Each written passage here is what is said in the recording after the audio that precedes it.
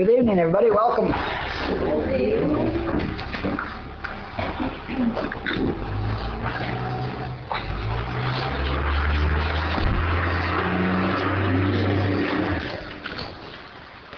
Just so you'll know to plan ahead,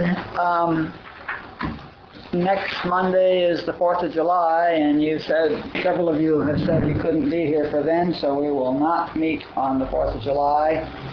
And the following week is July 11th, and that's when Dulce's Sarah retreat is. So I'm going to be at that, so we will not have a class on July 11th. So we're going to skip 2 Mondays before we meet again.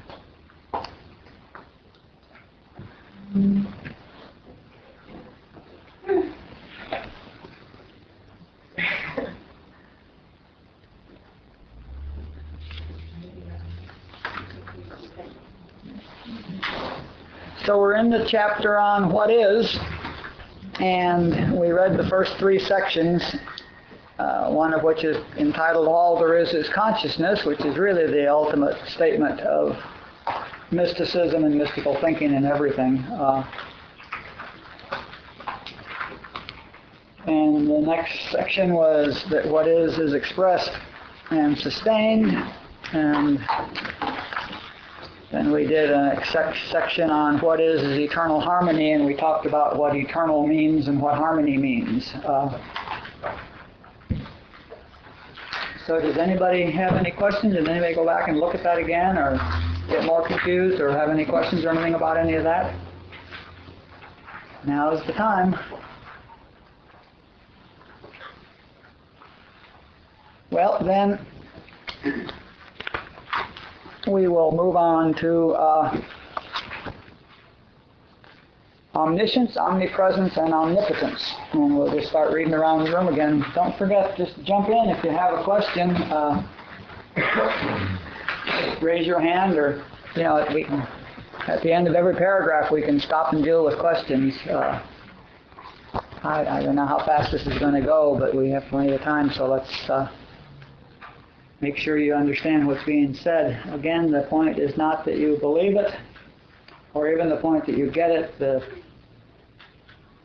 point at this reading is to hear it and understand what's being said, to get the sense of what it's saying. Whether you believe it or not, whether you think it's bullshit, doesn't matter. None of that's important. What I want you to do is to understand, get the sense of what's being said to the extent that you can. And again, even that's very difficult because we're pointing at the moon, so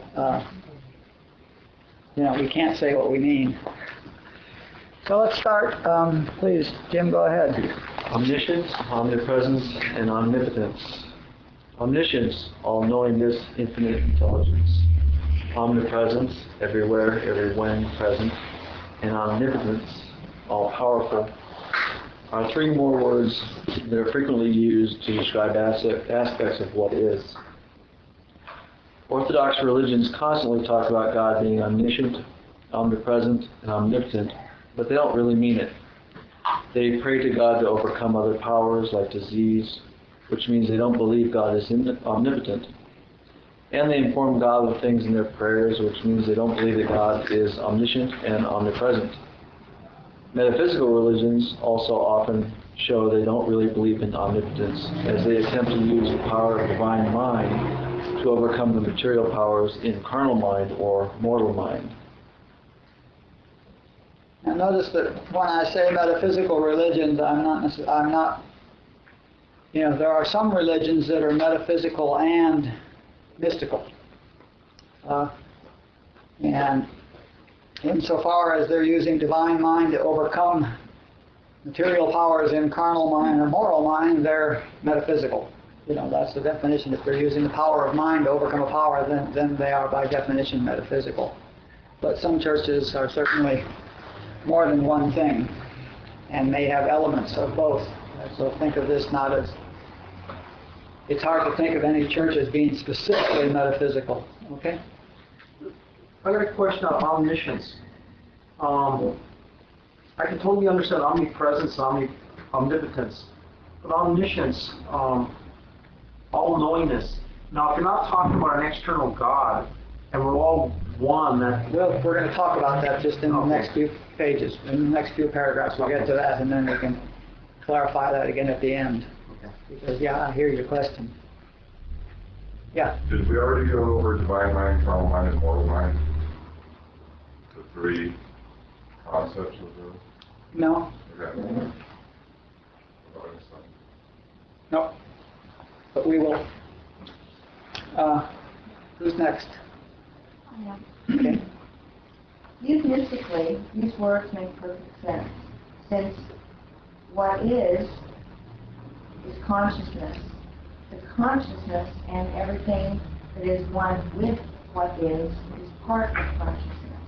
Then omniscience simply means that consciousness is conscious of itself, self-conscious. Does that help? No. No, I'm asking Mike with respect to this question. Since what is consciousness, the consciousness, and everything that is one with what is, in other words, one with consciousness or in consciousness is part of consciousness, then omniscience simply means that consciousness is conscious of itself. because it's really interesting to read the mystics, even like Robert Adams, when he was 10, he was struck, and he knew the answers. Mm-hmm. When he said God, God, God, he knew the answers to all the exams. Yeah. So it's like once you're at that level, the answers are just all right there. But that's not, but omniscience doesn't necessarily mean that there are specific answers to specific questions, although that's available. No, but I mean, that's just an explanation, almost a 3D explanation of it. Yeah. Mm-hmm.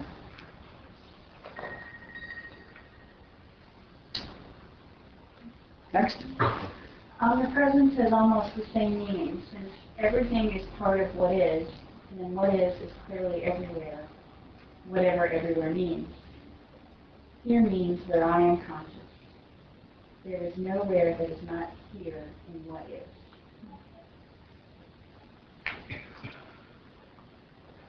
You hear that? Okay. Need space after each one of these. Yeah, uh-huh. Yeah, that's To hear it. Mhm. I understand that this stuff is very dense. I mean, very tightly packed. It may be dense too, but it's tightly packed. Omnipotence is also trivial. Being all there is, what is obviously the only power, although we may ponder what power means where there is no time in which to exert it, nowhere to exert it, and nothing to exert it upon.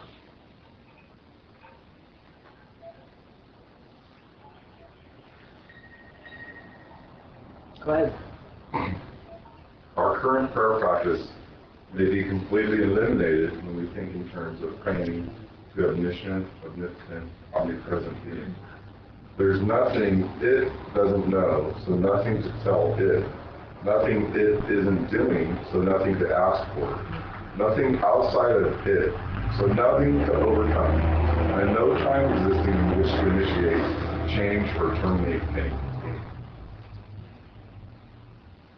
You might understand omniscience, omnipresence, and omnipotence more clearly by looking at your own dreams again. According to the material story, you're lying in bed, you have a brain inside your skull, and your consciousness and subconsciousness are functions of your brain. Your subconsciousness needs to express itself while you're asleep. So you have a dream, a bubble so to speak, within your own consciousness, in which time and space are created. The space inside your dream is dream space that isn't really anywhere. When you wake up, it never was. The time which elapses in your dream, within a second or so that you were dreaming, may be hours. When you wake up, that time never was. What went on in your dreams was precisely... We have a question. Oh, sorry. Going back to the previous paragraph, our current prayer practice, Mm-hmm. when it says nothing it is doing, does that mean God is the doer? Mm-hmm. Or the beer, actually, being outside of time, it's not even a doer, it's a beer. It's the being. Now please, Michael, and then we can talk about this a while. What went on in your dreams was precisely what you, the dreamer, were conscious of. Anything that you were not aware of was not in the dream. In other words, you, the observer, were everywhere in the dream, omnipresent, and knew everything that happened in the dream. Omniscient, because it was in your consciousness. You were conscious of it. And omnipotence becomes clear here because although all people who appear to you in the dream act as if you are autonomous, doing their own thing, making their own decisions, causing you grief, exercising free will, you are dreaming it. It's your subconscious that's generating the whole thing. Everything in the bubble of your dream is an effect of your consciousness. No one within the dream, including the you in the dream, really has any independent power to do anything. Everyone, including the you in the dream, does what your subconscious is expressing. That's omnipotence. Okay, now let's stop there. But now, isn't that the true reality right where we are right now? I mean, really, isn't everything I'm seeing a manifestation of my own consciousness? Or God's consciousness or some consciousness. It's a manifestation in mind, in consciousness.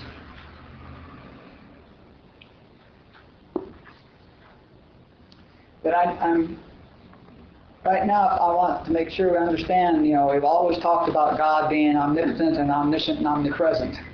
And, my claim is that churches don't believe that. And I think that's obvious by the forms of prayer that we see in all the churches.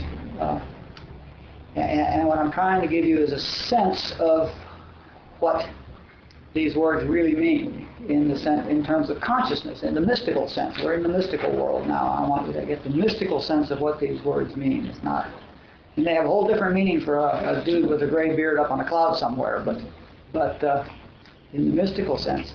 And a really very close parallel is our dreams. When I'm asleep, my subconscious creates a dream. It creates the time. It creates the space.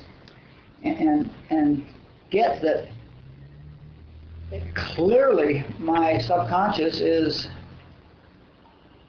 omniscient. It clearly knows everything that's in the dream because existence has no meaning except that it's in the dream, which means that it's in my subconsciousness, okay? I mean, if I'm dreaming about something happening in Los Angeles and there's no New York in my dream, there is no New York in my dream. It's not just that I'm not conscious of it, it's that there is no New York in my dream, okay?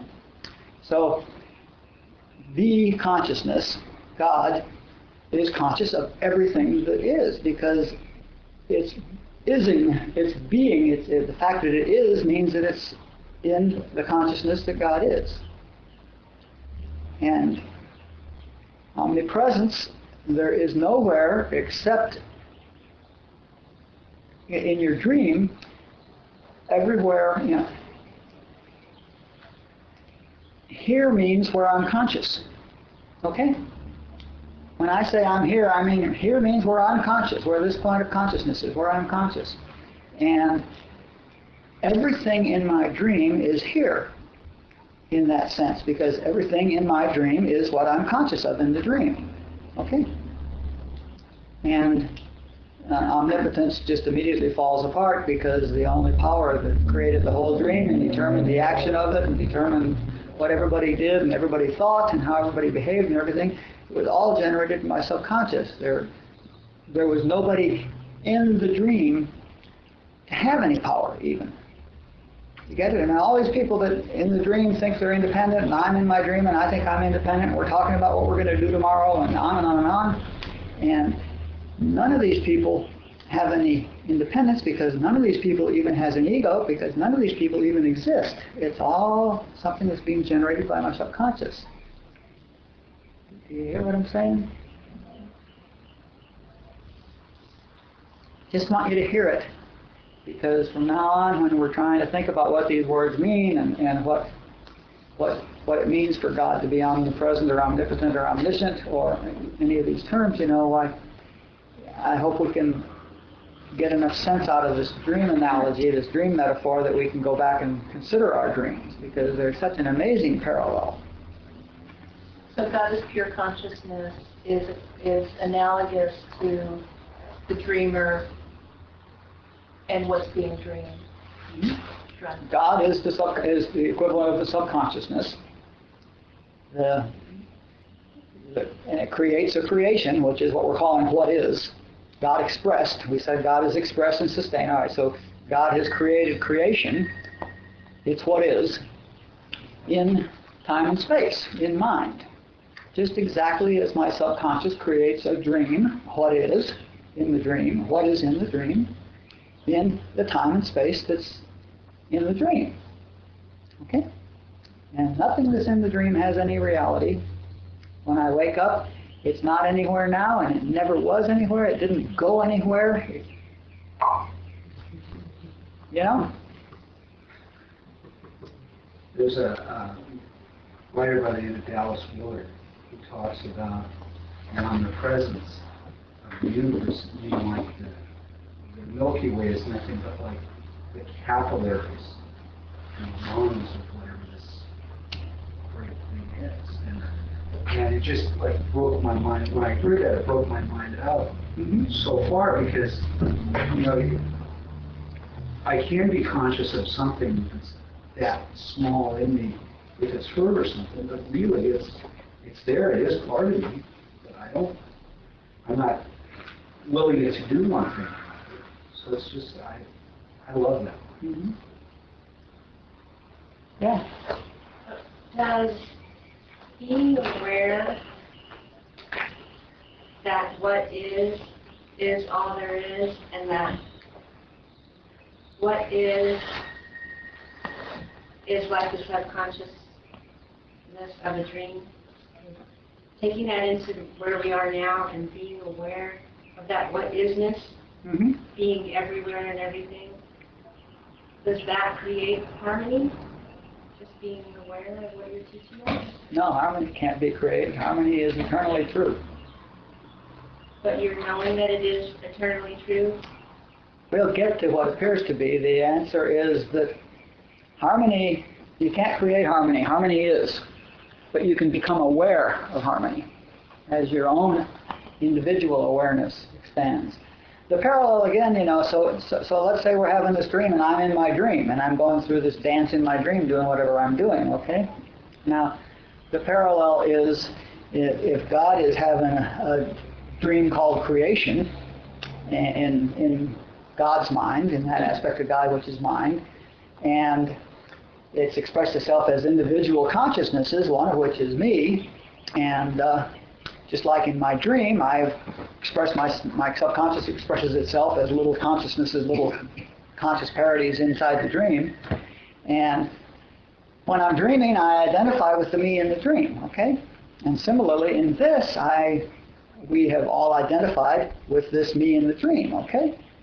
And we think we're the autonomous one, and we think that all you people out there are autonomous, and but think about what it means to be parallel to the dream. In my dream, the me in my dream didn't really decide what it was going to do. The dream decided what I was going to do. And the me in my dream didn't decide what was going to happen to me.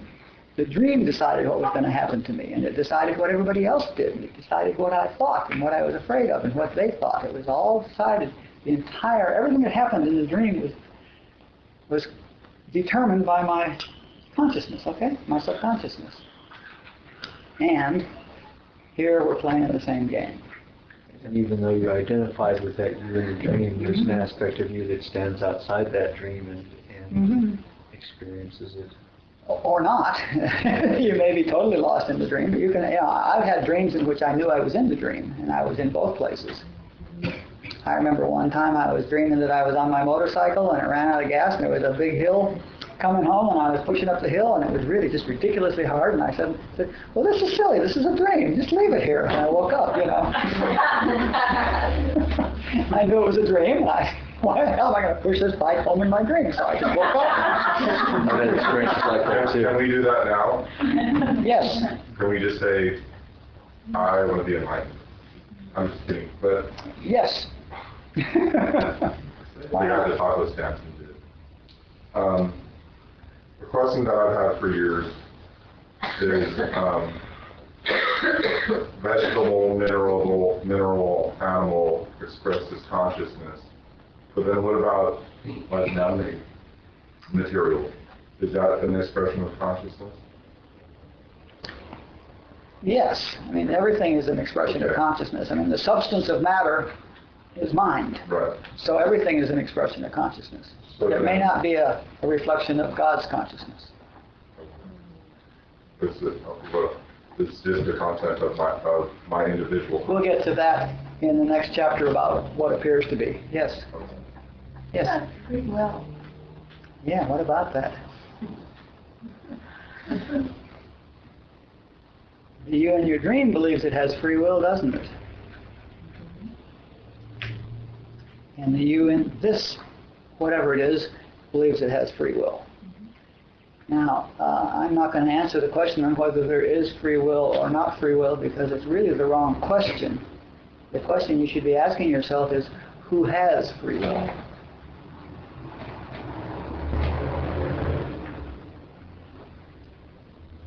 Who is capable of having free will? Who could possibly have free will is the question that you should be working on, not whether or not I have free will. If there's harmony, is there disharmony? No, There's only harmony. just harmony.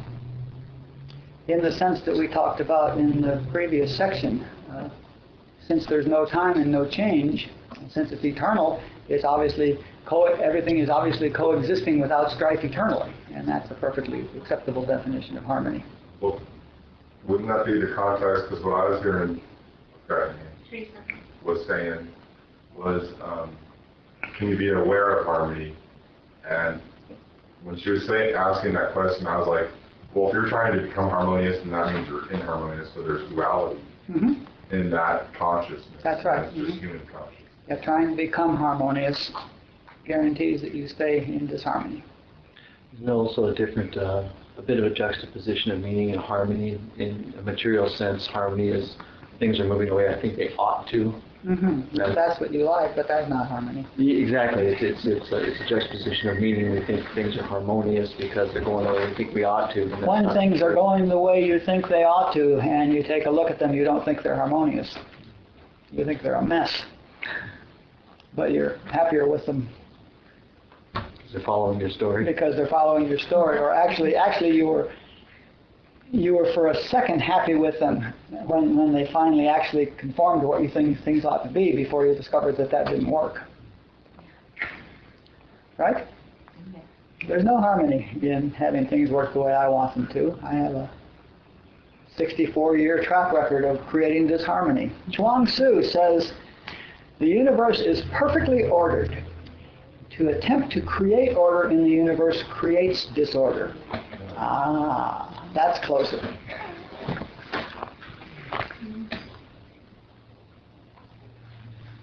Let's go on to creation is incorporeal and unconditioned, What does that mean? which Incorporeal. has no body, unbodied. I looked it up last week. Yeah. We can also understand more clearly that everything is created of what is and has the nature of what is. Creation is contained in mind, in consciousness, just as creation in your dream is in a bubble mind, in your consciousness. So the true nature of everything that is consciousness. As the true nature of everything in your dream is whatever dreams are made of, incorporeal consciousness, mind. It's all just consciousness. Inside your dream, you think that you're seeing, what you're seeing is real. Material things, hard things, smelly things, painful things, fast things, slow things, good things, bad things. And yet, they are nothing but consciousness. Similarly, the nature of everything in creation is what is consciousness, spirit. Get that?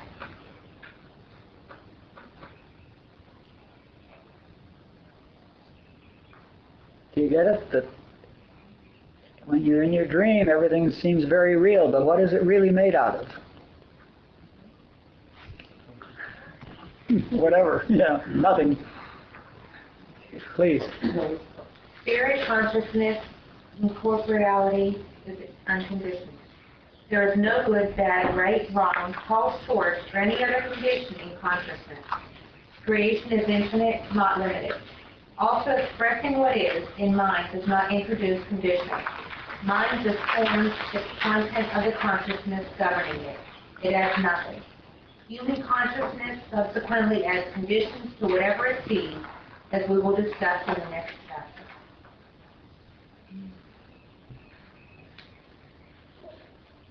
The matter kind of follow, a lot of the definitions of matter nowadays kind of follow along with the new physics that really matter, everything's just coming in and out of existence, like, the small quarks and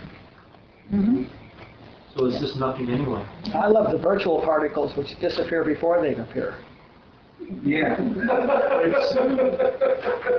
They do. They're a mathematical requirement in subatomic physics. But it's interesting, very interesting that everything's just antimatter and matter, and it just equalizes out. There's a book called Dancing Woolly Masters, and in that book there's one place there where he shows a paragraph from the Vedas and he shows a paragraph from a New Age physicist and asks you to guess who wrote which one. They're written 5,000 years apart, and it's just not at all clear who wrote which one. Can you explain the line, Lee, that says, mind just forms the content of the consciousness governing it? I'm not sure I'm understanding. Yeah, what I'm saying here is that consciousness itself doesn't have all these conditions that we put on stuff, all these relative conditions, all these dual conditions about good and bad and ugly and pretty and all that sort of stuff. And I'm saying that mind, as that instrument which manifests or forms whatever is in the content of consciousness, doesn't add anything to it. It just forms it. It's like a mirror. If you're looking at yourself alone in the mirror, now the mirror doesn't add anything. I mean, you can't be out here and look in the mirror and suddenly the mirror has a picture of an ugly person or a pretty person or a tall person or a short person. If you're the only one there, you can't be a tall person or a short person because it has to be compared to something, you see?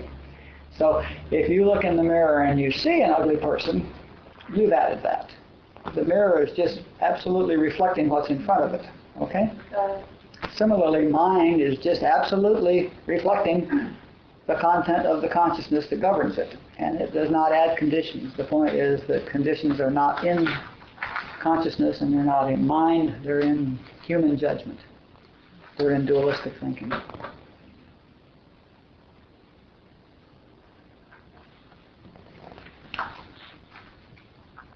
Next. What is expressed as impersonal individual consciousness. Jung's second principle is that God is expressed as impersonal individual consciousness. This statement is consistent with our axiom that all there is what is. What is expressed as an infinity of individual beings, individual consciousnesses. What is the consciousness that exists as the consciousness of all that exists. Read that sentence again. It took a while to get there. It took a while to get that right.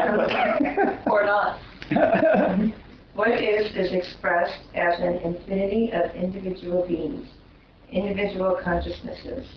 What is the consciousness that exists as the consciousness of all that exists. Go ahead. Creation is an infinity complex, an infinitely varied expression of what is in mind at all levels of consciousness, from what appears to us to be no consciousness at all. Inanimate objects like boulders, to responsiveness in plants, to instincts in animals, to self-consciousness in some higher animals, to the ability to create in mind, dream in humans. Everything must be made out of consciousness. So all of creation is expressions of consciousness at different levels of consciousness, which is, by the way, the only thing I can think that people mean when people talk about different levels of vibration. When you think about it, a piece of granite like Half Dome, okay? 4,000 foot tall, gigantic boulder of granite must be consciousness, because there's no other material to make anything out of. Just like if you dream about Half Dome, the Half Dome in your dream must be made out of consciousness, okay? It's just an image in your mind. So, but we have when we deal with this stuff physically, there appear to be different levels of consciousness and stuff. I mean, clearly rocks don't get around a lot without earthquakes, and so there, and there are a variety of levels of consciousness, which is all that's being pointed out here. So how are they manifested then? I mean, for instance, if we all, some high mystical beings sat and they we're going to create a boulder. I mean, how does all of this, we see this whole planetary system and everything, is it all of our consciousnesses that create this? You're acting as if it were created, rather than being images. Right. We'll talk about that more, I hope. The quick answer is that if all of human minds were silent, if there was no human consciousness affecting the picture, we would still see a picture. And it would be a picture that is still something we're creating, making up. So really, we're not really in five senses. We're not so we're not really discovering the planets. We're creating them as we. But yes, in one sense we're creating it, but in another sense, what we're seeing is a reflection of God's expression as individual forms and levels of consciousness. We'll get into it later. Let's don't talk about the material world yet, because that's a whole other level. We're talking about what is, and the material world is not part of what is. The material world is what we're seeing. The Leelaa, the next chapter is called What Appears to Be, okay? And that's when we'll really get into this kind of stuff. But that's 3 weeks away. But that's 3 weeks away, yes. But we really need to know what is before we can talk about what appears to be. Yes, John? Appears to be 3 weeks away. So, when what you said is Half Dome is the image of the mind. So Half Dome is an expression of God consciousness. So it exists somewhere or not. But it's when I'm present and it's an image that it's the content of my consciousness when it's actually an image on the blank screen that I see it. So is that two different aspects of expression? I didn't follow. Okay. What I'm saying is Half Dome exists, so to speak, in material, so to speak. and it's an expression of God as a mineral. Now, when I see it, then because you said the image of mind was one of the last things you said when you're talking about Half Dome, which would be the white screen in my dream and me watching the movie, and then I would see the light images of Half Dome. So is that the content of my consciousness coincides with Half Dome being expressed as consciousness? Mm-hmm. Okay. Yeah. What we see as Half Dome is if we're not thinking about it and doing anything creative ourselves, what we see as Half Dome is a reflection in terms of five senses of something that is part of what is, of what really is. Okay. But what really is not a body. It is not material, is not manifest in that sense. Let's move on.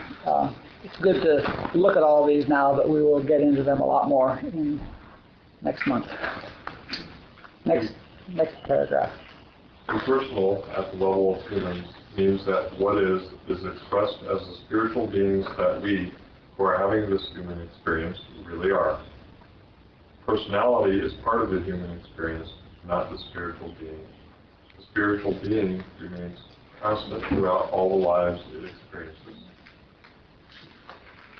I see I need to remind you what we're talking about is Joel's statement is that God is expressed as impersonal individual consciousnesses.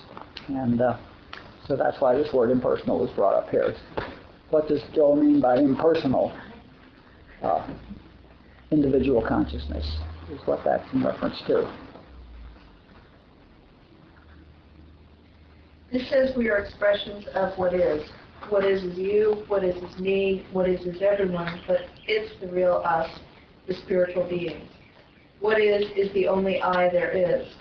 And what is expression of itself as us is not affected by the concepts we, as human experiences, have about ourselves and materiality, based on our five senses or by any other limitations we impose upon ourselves because we choose to think of ourselves as human beings.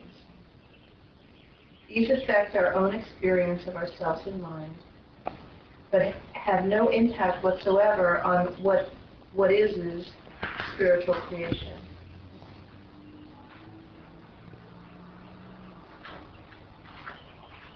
Yes. Is it correct then that what I'm experiencing is a combination of the consciousness of what is and my consciousness? Yeah, that's essentially right. And what humanity believes. If you look at human consciousness as the sum of the 6 billion people beliefs, that has a lot to do with it, and then you get your own take on that, and that's all a take on what God really is. So as I lift my consciousness, I'm getting closer to the one, and eliminating some of the dregs of the universal mind. Then you will see a picture with your five senses that more reflects the nature of God, which is to say harmony. Yes, that's the point, and we will spend a lot of time on that as we proceed along through here, but that's exactly the point, and that's why we're trying to work on lifting our consciousness. If we're tuned into God instead of human consciousness, we will have a more harmonious picture, because it's the consciousness that drives the picture in mind. So what I'm getting from the past few sections of this is that these five senses that we agree on as human beings are every bit as limiting as just seeing reality in 3 dimensions instead of experiencing it as 4 or more. Mm-hmm. Sure. Yeah. The idea that we have the idea that we're human beings pretty much locks us into, but not completely, but without doing spiritual work, the idea that we're human being locks us into a 5-sense concept of the spiritual creation that really is what is. See, we believe we're these bodies, and we're conditioned to believe we're these bodies, and we believe we have these 5 senses, and that's how we realize things, how we see things. And so the only way we can possibly interpret the spiritual creation which exists is in terms of 5 senses. So that's what we see.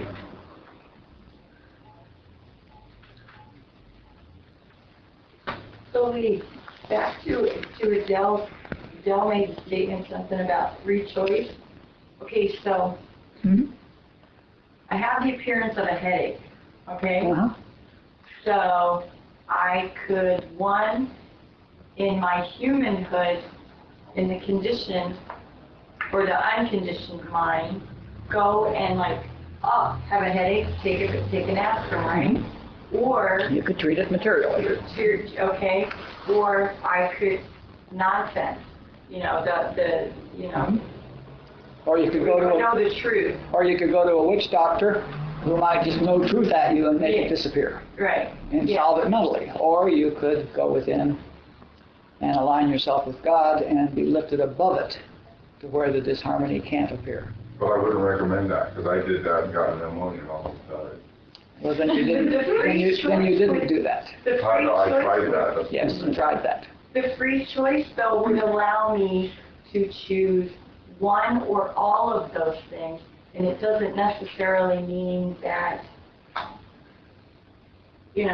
I'm not making the wrong. not making an ineffective choice. I really don't want to get into a Okay. 10-week course on free will because there's no solution to it. But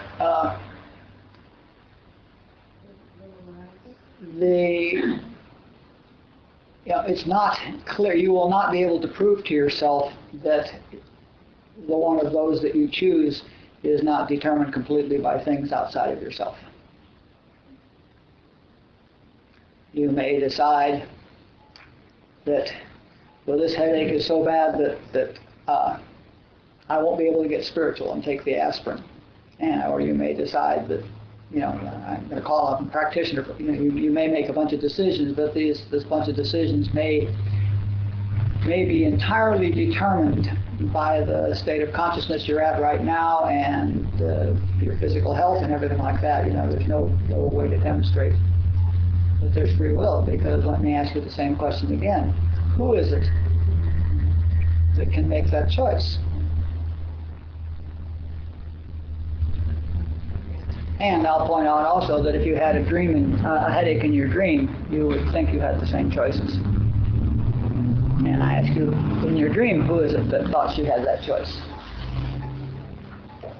So the question is always, the wrong question. The one that you think the one that you're concerned about whether or not it has free will is the one that we're trying to eliminate entirely because it's part of the hypnosis. The little light. Yeah, it doesn't even exist. So. Is that why Robert was so into self-inquiry? Who am I? Yeah. Exactly. Who has the headache?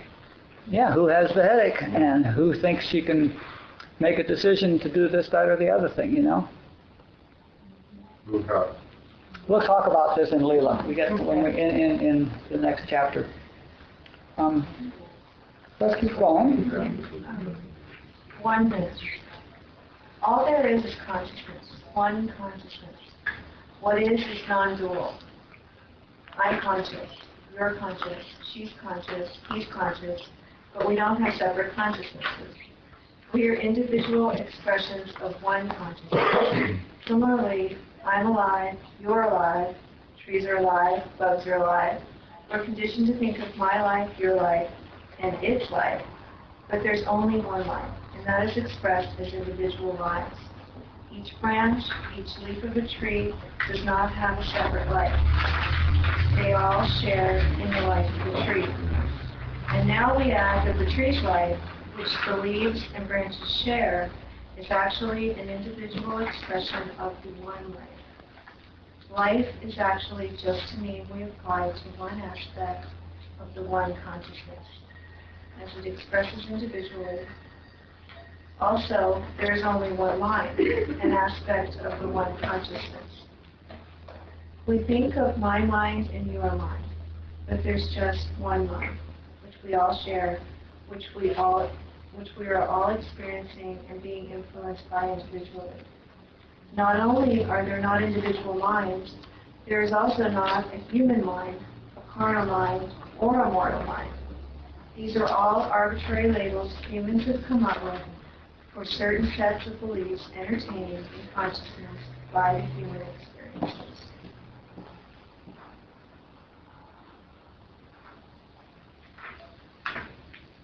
You hear what I'm saying?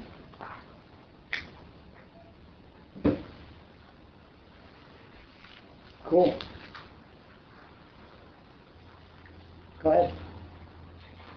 What is does not respond to prayer. We have said that what is eternal, outside of time.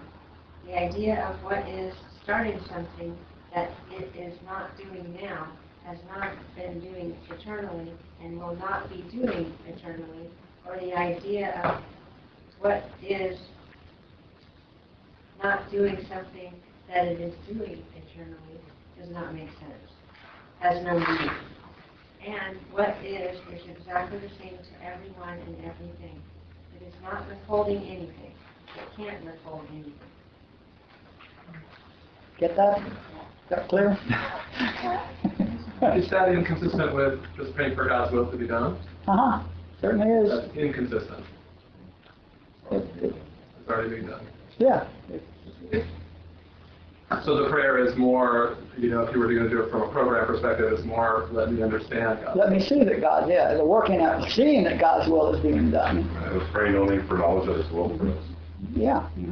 So God is his aim. God is in, and I would like to expand my experience to the point that I realize that, because then what I see as my experience will be a reflection of God's will being done rather than human manipulations or whatever. Yeah, we just have to take all these AA statements and stuff like that are solid, but we just have to take them up a level. But asking God to start doing His will is obviously fairly ludicrous. Go ahead.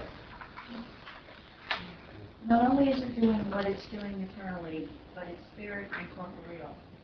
It doesn't know about anything material. It doesn't have anything material. It can't give anything material.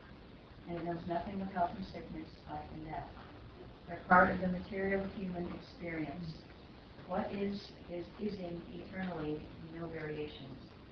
All it knows is eternal being. It can't give or take away life, health, or things. So what is clearly not influenceable or usable. Any prayer which is designed to get a God to do something that it is not doing right now, or to influence a God to be any way other than it is currently being, is clearly not a prayer to what is. It is a prayer to a false concept of God. Concepts of God can't answer prayers. It's important in our process of growing spiritually to give up this conditioned habit we have of trying to get God to do something or provide something or give us something or, do something. Any prayer or any idea that we can get something from God has to be dropped because it's backwards. Doesn't that include knowledge of His will for us? I mean, don't we already have that knowledge in us? So we're still praying to a God for knowledge that we already have. Yeah. Okay. And the prayer sounds like you're asking God to start giving you knowledge that it's been withholding from you up until now because you weren't begging properly. Exactly. Well, one problem I've had is with God grant me this serenity, and I've been saying this since I was 3 months sober. Why would I pray for a red pair of shorts? I already have a pair of red shorts. So praying for serenity, asking for something you already have is kind of silly. All those prayers at the next level up are asking that our own awareness be expanded to where we realize that the serenity exists, that I have the serenity that I have eternally have the serenity to accept the things that I cannot change, etc., etc. Beliefs, I have it. Huh? But for these human beliefs, I have it. Yeah, but for not seeing it. The whole problem is one of seeing. I've had a hard time understanding,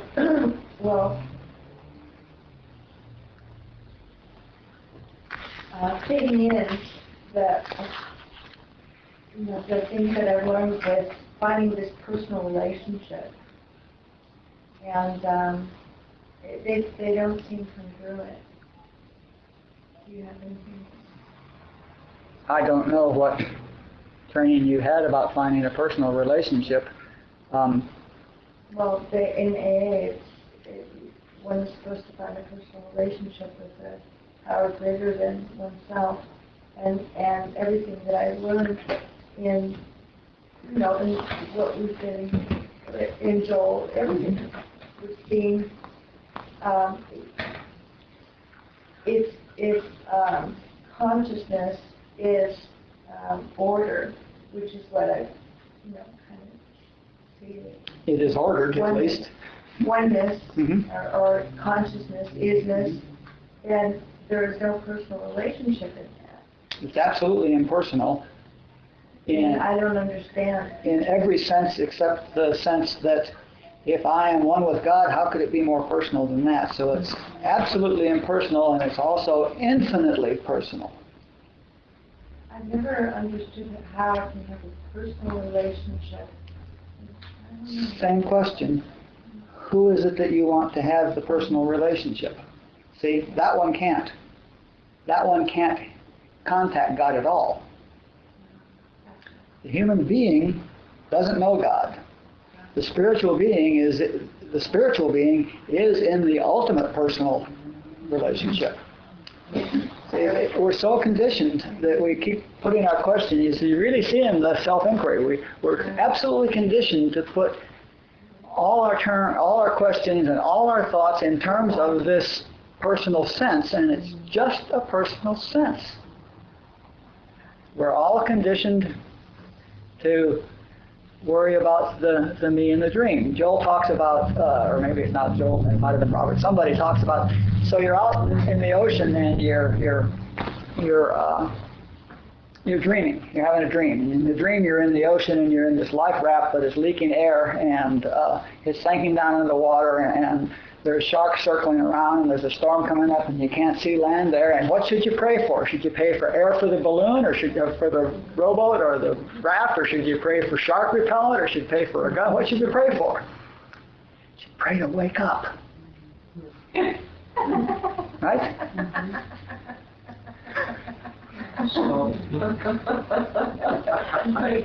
Get it? Because if you get the air and you get the shock repellent, you still got it. Now you need to pray for oars, right? Now you need to pray for food. You get it? On and on and on and on, and you get to the goddamn beach, and now you need to pray that these cannibals don't come get, it's endless. Or you could wake up. I solved the problem correctly when I was pushing my motorcycle home. Dropped the motorcycle and woke up. That was the right solution. I have a question about prayer. Are we going to go in different, like the silence of prayer versus the prayer? We'll talk about various kinds of prayer and stuff later on. Let's keep going. We've only got a page and a half to go, and we can get through this tonight, which I'd really like to do, because I'd hate to leave what is in the middle. I mean, what is being unity? I really hate to leave it laying open. So let's go on. Let's read about law. Law. There also appears to be laws that determine the behavior of the expression of what is in time, which we see reflected as the way the universe works, the way the galaxies, solar system, and planets move, the way gravity always attracts, the way roses always grow on rose bushes and apples on apple trees. There are many laws which never vary. These laws are evidence of the infinite intelligence that weaves itself as its tapestry we call the universe. Humans cannot change these laws. No amount of mental effort can vary the tide 1 second or bring the sun up 1 moment earlier. Humans can only affect what humans can have created. Laws that cannot be influenced, even through spiritual consciousness, are reflections of a corresponding law of what is. Do you get that? Do you get that a really good practitioner can grow arms on a baby born without arms, or eliminate cancer or stuff like that, and it can't vary the sunrise by a millionth of a second, or put the tide out a quarter of an inch? Do you see that there are things that consciousness, that spiritual consciousness or mental consciousness or material consciousness can change, and there are things that they can't?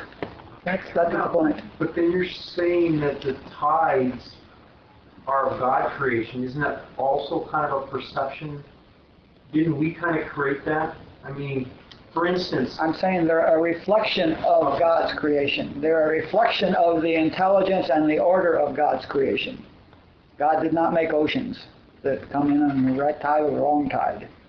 There's nothing material in the spiritual universe that is what truly exists. There was what? I say there's nothing material in the spiritual creation which truly exists. But as much as we try to change things. And it's interesting enough that Joel could eliminate hurricanes, but couldn't affect the tides, which indicates that hurricanes are not a reflection of God's creation. Destructiveness is not a reflection of God's creation, but the timeliness of the tides is. And it's a reflection, and we don't know a reflection of what, because what it's a reflection of is spirit. So, and we're not going to get that one resolved. Okay, next, one more. Next paragraph. These laws. These laws are expressed absolutely, immutably, impartially, impersonally. They are simply more aspects of what is being reflected in time. They can be totally relied on, and they result in eternal, perfect harmony that, when realized by humans, feels like love. What is consciousness. Law is an aspect of what is. Harmony and love are effects of law. Or not. That's still just pointing. I was under the impression that you can rise above laws, the laws of, maybe I'm thinking of law in another sense. You can rise above material law and mental law, but you can't rise above God's law. You cannot rise above the fact that grace is omnipresent. You can rise to the point where you realize God's law, at which point it completely overcomes mental and material law. That's why Joel could eliminate hurricanes by rising above material laws. But the tides are not, they operate in materiality, but they're a reflection of something higher, is the point. So laws like things that apply to disease, or laws of food, or anything to do with matter is a material law. Pretty much, yeah. Unchangeable. But the order of the universe is true. The way gravity works, then, like I say, the way that like begets like, and all these things are absolutely consistent, and they're a reflection of. They're a 5-sense reflection of the nature of the spiritual creation that is what is. And remember, what is the spiritual creation, not the material creation. Okay, we'll get to the material creation in 3 weeks. Let's move on. What is I am? What is its expression is my consciousness, my awareness. It is not my body, which is one of the things I am humanly aware of, not my mind, which I am also humanly aware of. My body and my mind are not the spiritual being that I am. In this human experience, I have a body and a mind. The individual expression of what is that I am is my sense of self, my sense of I am. The awareness here, now, that I am aware of, that has been constant throughout my life. My sense of I am, which is simply a statement that I am experiencing awareness, this individual expression of what is knowing that it is. There is only one I am expressed, one consciousness expressed, as there is only one life expressed. The consciousness that I am aware of is the same consciousness that you are aware of, only the content differs. Thus, anytime I want to be aware of the presence of what is, I need only be aware of that I am, aware of that I am aware, and that awareness is what is. I'm gonna have a question. When you say there is only one consciousness, the consciousness that I am aware of is the same consciousness that you are aware of. Mm-hmm. That has nothing to do with experience. Right. Now, we're talking about what Robert would call this impersonal, choiceless, effortless, pure awareness.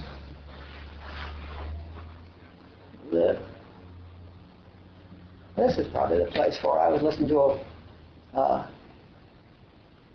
Barbara tape yesterday morning, and she came up with a whole new image that I'd never played with before. We only got one paragraph to go, so let's play a little bit. The point is that we have this consciousness, the one consciousness that is expressed as individual consciousness, okay?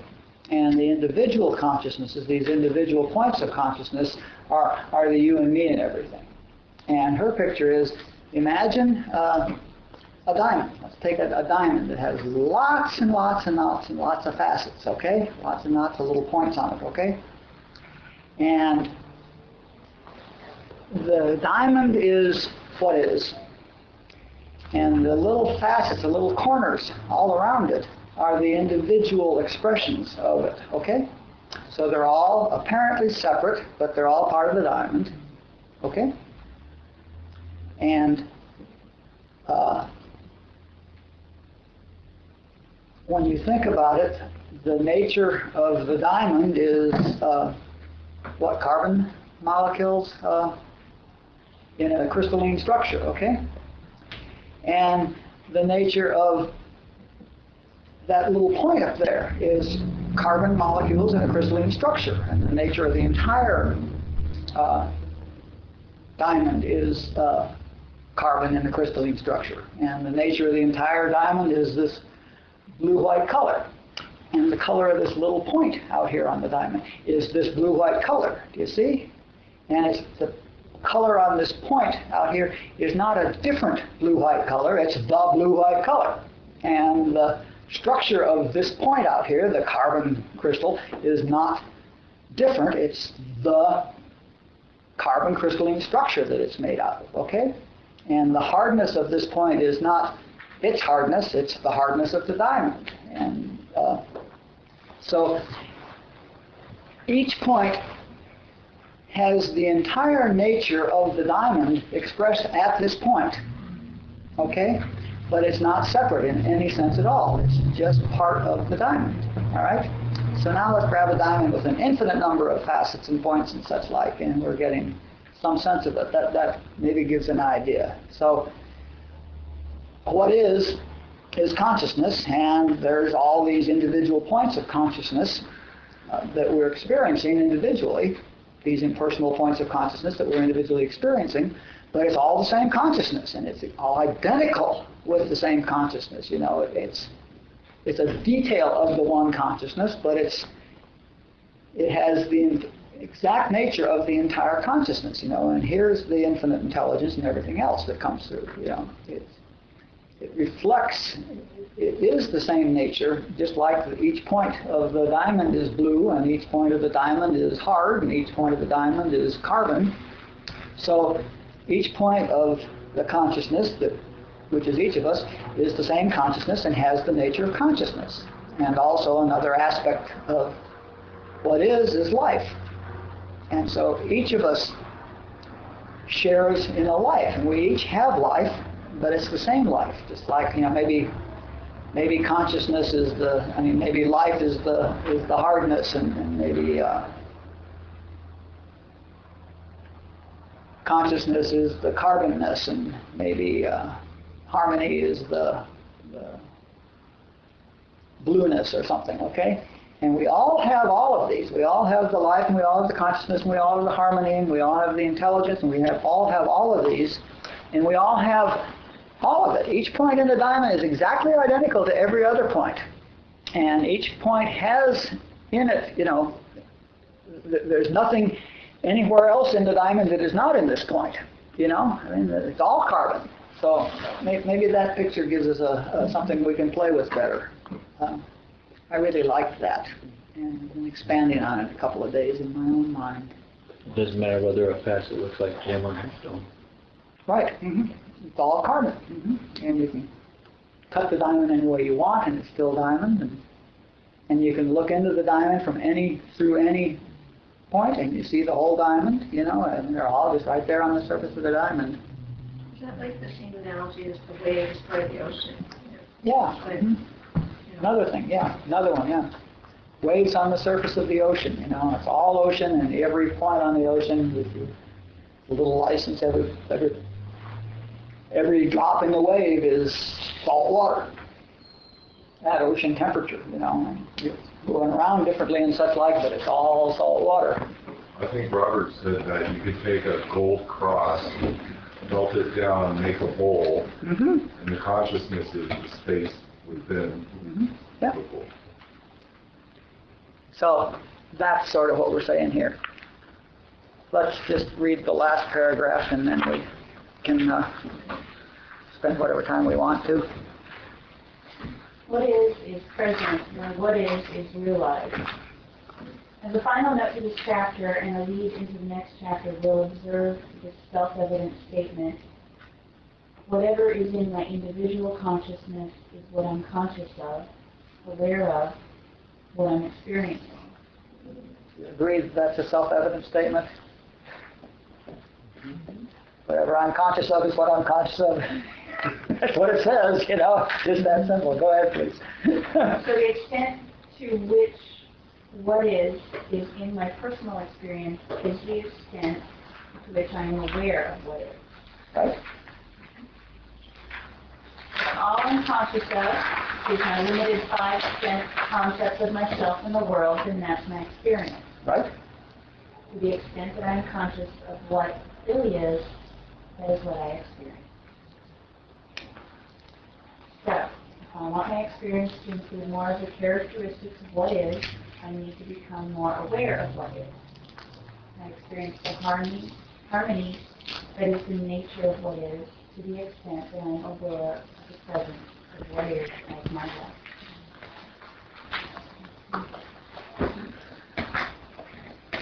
That's really trivial when you look at it. Yeah. I'm conscious of what I'm conscious of. My experience is what I'm experiencing, what I'm conscious of. And if I want what I experience to be different, I better become conscious of something different, because my experience and my consciousness are essentially the same thing, right? So if I want my experience to be different, I better change my consciousness. How do we do that? Go spiritually. All the ways we talked about. We go to classes like this and learn the letter of truth. We have meditation practices. We listen to Joel and Robert and Barbara. We read books. We meditate. We hang out with people that are further down the path than we are. We do all these things. When I hear you say that, hang out with people of higher levels of consciousness. The difficulty for me is people at a higher level of consciousness don't like punk rock, you know. What makes you say that? Because if you go out in the world, they're just all hitting each other. And it's just a pretty violent thing. So you're saying that the people who like punk rock typically aren't of a higher consciousness. Right. So that's a different statement. Right. So I'm like sitting there going, and I've been trying to do this for years. Like, I like this group.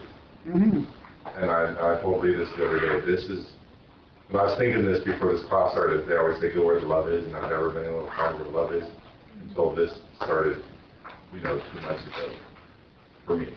And, but then, I'm not going to hang out with anybody here for the rest of the week.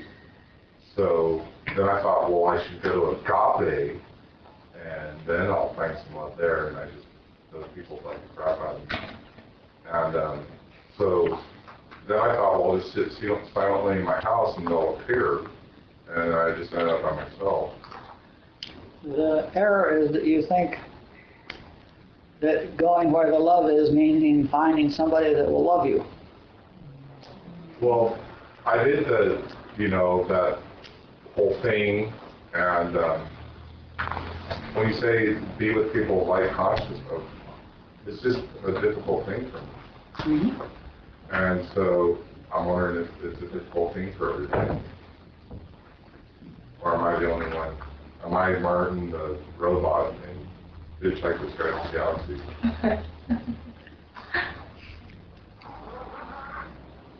So that's kind of what I want to hear is what other people do.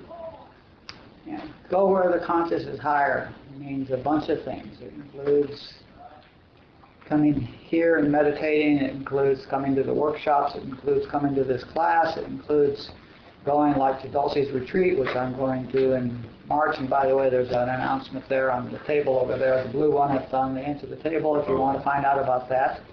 There's a place where the consciousness is, or going to the Tony Titchell thing, or going to be with the guru when he comes to town, or going to the 11th step meeting instead of a meeting that's focused on the problem, or in AA, or going to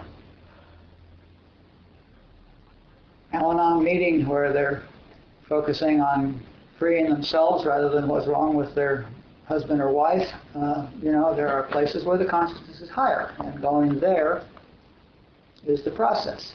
So it just seems like a seeking.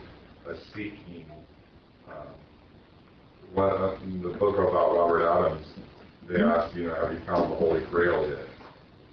And then they say, so is it just a consistent seeking thing? Even when I read the... It's different for everybody, but you need to find out what it means to go where the higher consciousness is higher. For me, it looked like flying to India and sitting down on a marble floor every morning for 6 months, and it looked like driving over to Hollywood Hills every Thursday night and during rush hour, and driving out to San Fernando Valley every Saturday at noon, and driving out to the San Fernando Valley every Sunday at noon, for 7 years, 3 trips to these people. And it meant going to hang out with 7 different enlightened masters that I've gone to hang out with because I heard they were in town, And it means, like going out to Doris Crawford, driving out to Westlake every Wednesday to meditate with Doris. And, I go where the consciousness is higher. And I'm very graced with the willingness to do that because I get high. What can I say? I get high. And I still like to get high. So, you pays your money and you takes your choice. But, whatever I got is a result of hanging out with the consciousness of Robert and the consciousness of Rashneesh primarily. Rashneesh cracked me open like a walnut in 5 minutes. That's all I can tell you. Now, there was a consciousness, just cracked me open like he took a sledgehammer to a walnut, So I know what it's like to be in the presence of a higher consciousness. And it works. And that's the single most effective thing to do, is to hang out with higher consciousness, get lifted. And this is a very high community. Or you couldn't sit here. This is obviously sheer nonsense to a human mind, So that's what it means by going where the consciousness is higher. And meditating and learning the letter of truth are the 2 things that Joel just leans on and leans on and leans on. You need to do both. You need to know what the truth is, which is what we're pursuing in this workshop. That's what this is all about, is an introduction to spiritual consciousness. We're learning the foundation of the letter of truth. And we also need to meditate to open a passage out of the molasses in our head so that we can realize more of the presence of God.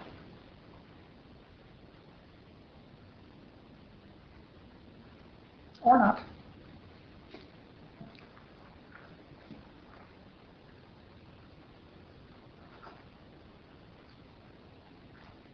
What else?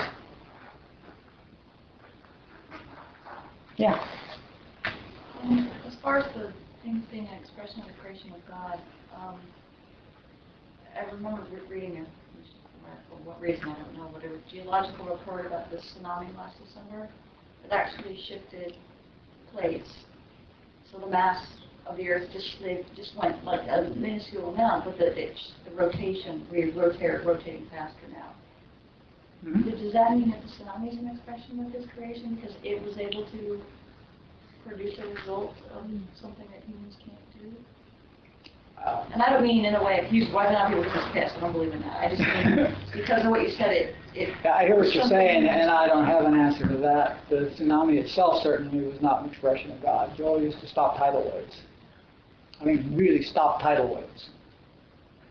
There'd be a tidal wave coming, and Joel would get 3 or 4 of his people there in Hawaii, and they get together and meditate, and people would talk about the fact that the tidal wave disappeared. So tidal waves, destructive things of a destructive nature, are certainly created by the mind of man. And I don't know whether the changing of the plates in the world are obviously it didn't break a law of God, because you can't do that. You know, shifting of the plates of the world and making it turn faster obviously is consistent with the laws of God, because God's laws can't be broken. You can't grow a rose on a lemon tree.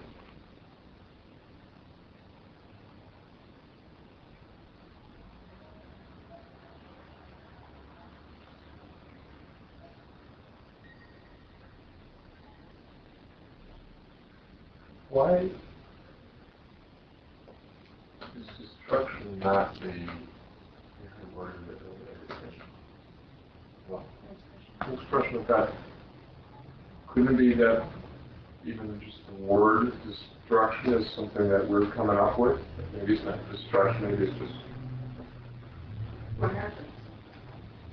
change. I don't know. I'm Go getting back. a little muddy now. Go back and read what we said earlier about harmony. Yeah, remember that time is the creation in mind, and that's not the end. That God is outside of time, and so it's not possible for there to be anything destructive going on in God's creation, since it's eternal. What you're saying is, what's destruction?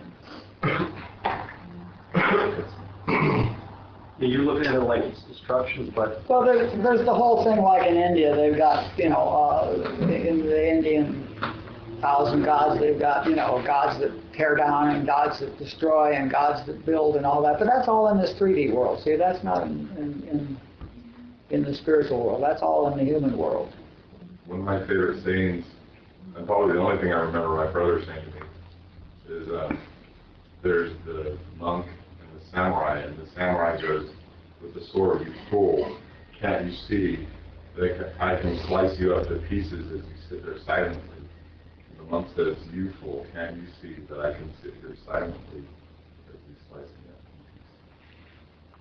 What did you have, Bev? I have to think about it some more. Okay. Well, you get 3 weeks to think about it, and you may want to go back and look at this and listen to it a few times, because the more familiar you are with this chapter, the easier the next chapter will be. This is a cumulative thing. when do you compile the next chapter? A day or 2 before the class.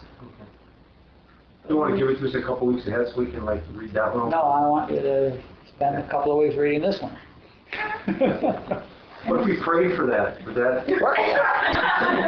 Yeah, well, God might strike me dead. And That's the content of it. This audio will be up in about 3 weeks. Yeah, I'll put the audio up tomorrow. The audio will go up tomorrow and it'll stay up, and I'll put the what is chapter. It's done, but I don't want to read it again. I mean, each time we do this, then when I read the next chapter, why it changes a little bit based on where we are and what we got this time. So I'll tweak it over the next 2 weeks, probably while I'm out at Sarah, and put it up next, on what is it, the 18th we're going to meet on South, or the 14th or 15th, that's Thursday or Friday or Saturday or sometime. But we don't, the idea is not to read ahead, the idea is to hear this in the consciousness. Really the reason I put it up there is just so that those of us who want to can read along while we're reading around the room. Other than that, it's just fine if you don't print it at all, never read what's up there, just listen.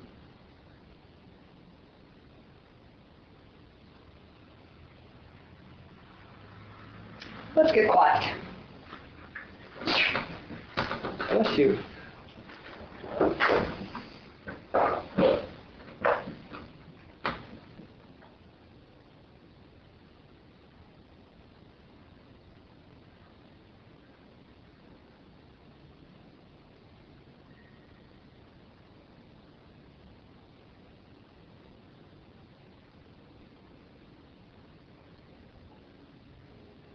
Okay, thanks for coming. Love you all.